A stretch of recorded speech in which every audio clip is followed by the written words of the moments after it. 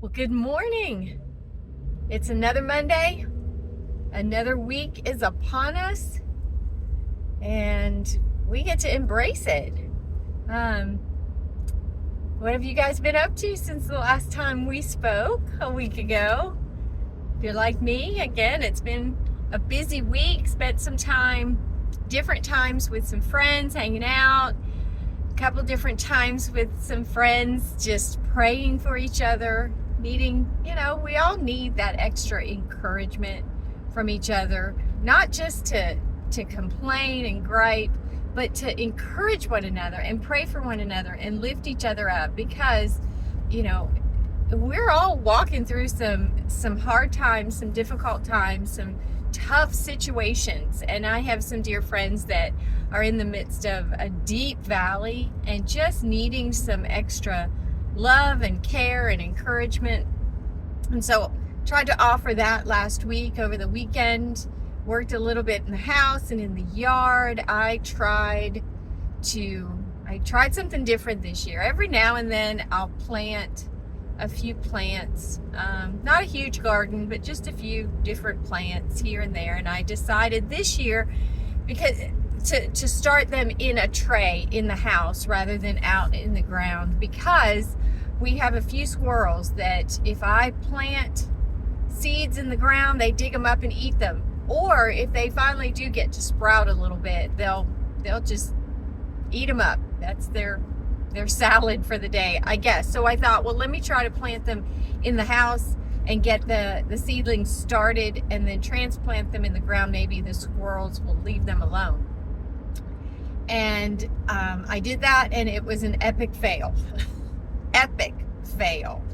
I may have a few plants that survived, but most of them did not. They withered and died, and I had to put seeds in the ground anyway. So I did that this weekend. Nat built a cage around the little area of the garden so squirrels can't get in there. So that was my weekend, and as I'm embracing this new week, it's another foggy Monday morning.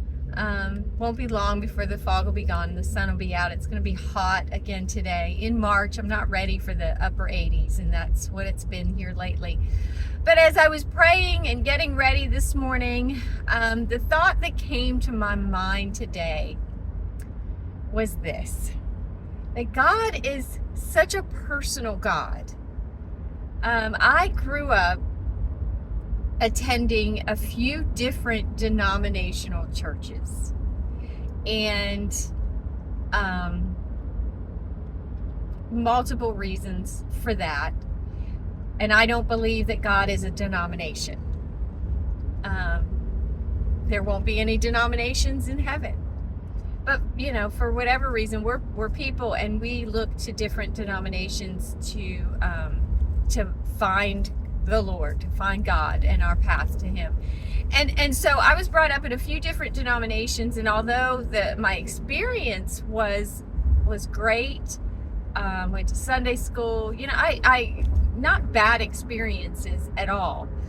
But in those few denominations as a child, I never understood the personal side of God. I guess I viewed Him as a harsh taskmaster, an unapproachable, father, or unapproachable God.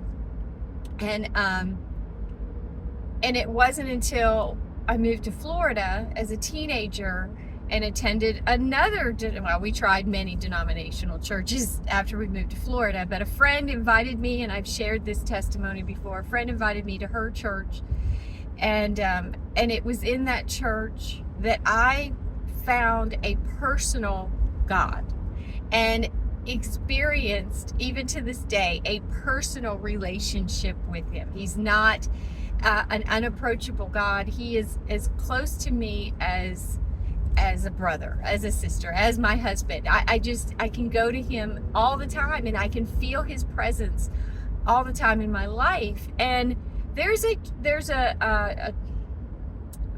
train of thought, or a theological belief that really has kind of become a little more popular in recent years, that God chooses who he wants to be saved and who will spend eternity with him rather than us choosing him.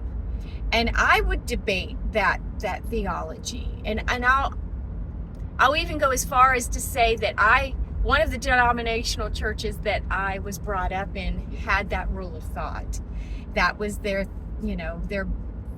theological basis for their denomination.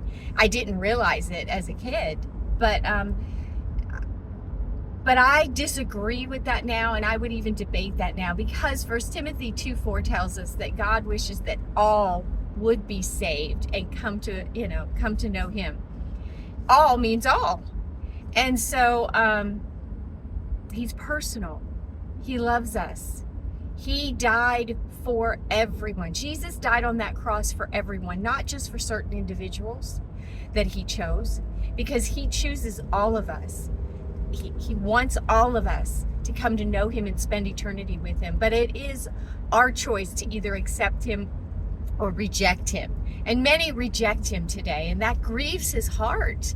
And so I just was so encouraged this morning again, and reminded this morning again by the Lord that he loves me so much, and he's so personal, and that he wanted me to choose him, and I did.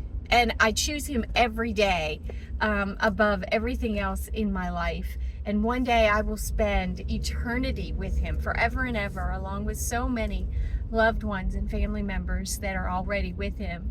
And so if you've never chosen him before, I want to encourage you today to turn toward him. He's waiting for you, and that he is very personal, and he loves you, and he wants you to have a personal relationship with him. And so if you're struggling through life right now, wondering where to go next, what to do next, what decisions to make, how to cope with the craziness going on, choose Jesus, and he will help you through it. Happy Monday. I hope you have a great week. I hope you get a lot accomplished, and we will catch up again soon. Talk to you later.